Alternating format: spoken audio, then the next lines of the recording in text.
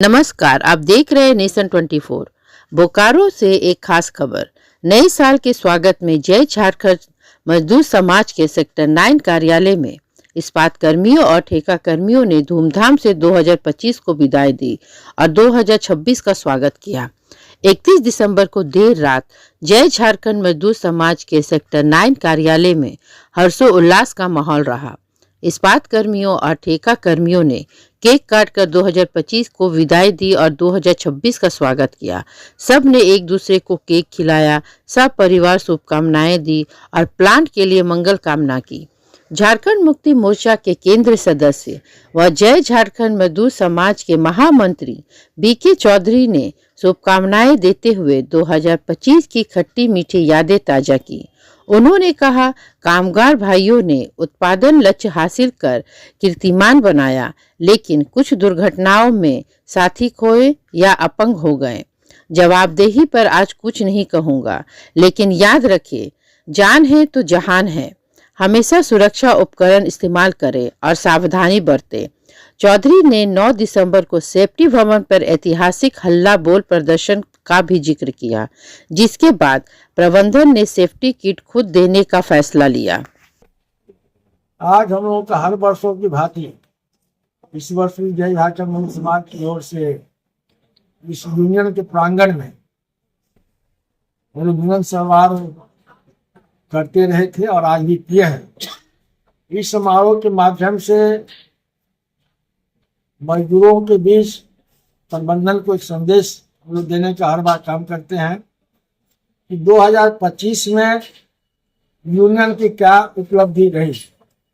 इस उपलब्धि में यह बात सामने आया कि एक से एक बड़ा समस्याएं मजदूरों के लिए आया, जिसका समाधान जय झारखंड मजदूर समाज ने आंदोलन के माध्यम से करवाया।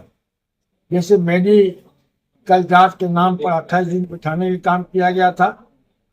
काफी हम हड़ताल की तैयारी किए, अंतोगत्वा प्रबंधन को पीएलसी के यहाँ जाके 7 दिन पर उसको मानना पड़ा। साथ साथ पीएल बोनस का पैसा नहीं लौटाने पर या वेतन में से हर महीना नहीं लौटाने पर मजदूरों को ठेकेदार द्वारा काम से निकाला जाता था। नया मजदूरों को इंजीनियर इंचार्ज फॉरवर्डिंग करता था, उसका भी वहाँ लिखा पढ़ी हुआ। उसके बाद यह सब झंझट उत्पन्न हुआ है। अभी 2025 में मजदूरों ने संतोष व्यक्त किया, लेकिन 2026 के लिए हम लोगों का जो संदेश आज बने हैं, प्लांट के उत्पादन को और अधिक उत्तम बनाना है।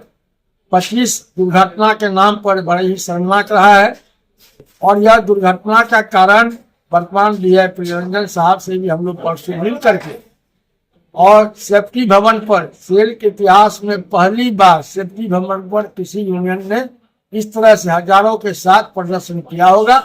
दोनों जगह हमने बताया है कि दुर्घटना का कारण मजदूर का मानसिक तनाव है। घर से चलता है तो गेट के बाहर 20 रुपया स्टैंड में देना पड़ेगा, यह टेंशन मजदूर को रहता है।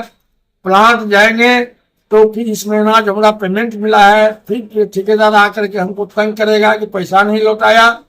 पीएल बोनस मिला है, उसका अभी तक तुमने पैसा नहीं लौटाया। यह सोच करके मजदूर का मानसिक तनाव रहता है, जिसके नतीजा है कि प्लांट में इस तरह का दुर्घटना घटा है।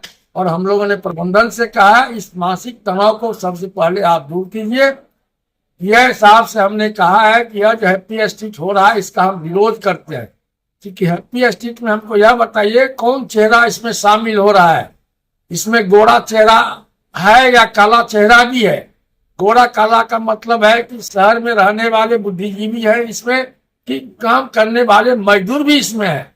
और अगर हैप्पी भी करना है सर, तो पहले प्लांट में भी मजदूरों का हैप्पी होना चाहिए, जिससे दुर्घटनाएं भी रुकेगी, तनाव भी कम होगा और उत्पादन भी बढ़ेगा। तो इस तरह से हम लोग संदेश दिए हैं कि देखिए, अभी जो है जो सरकार का जो अभी आदेश आया है, जो मैनेजमेंट कहती है कि इस साल में हमको 20% मजदूर को छांटना है। जो काम जो वर्षों से यहाँ काम कर रहा है, आज के डेट में लगभग 22,000 ठेकेदार मजदूर है। इसमें से 20% का छानने का काम लगभग 5,000 के आसपास छांटने का प्लानिंग लोग बनाया है।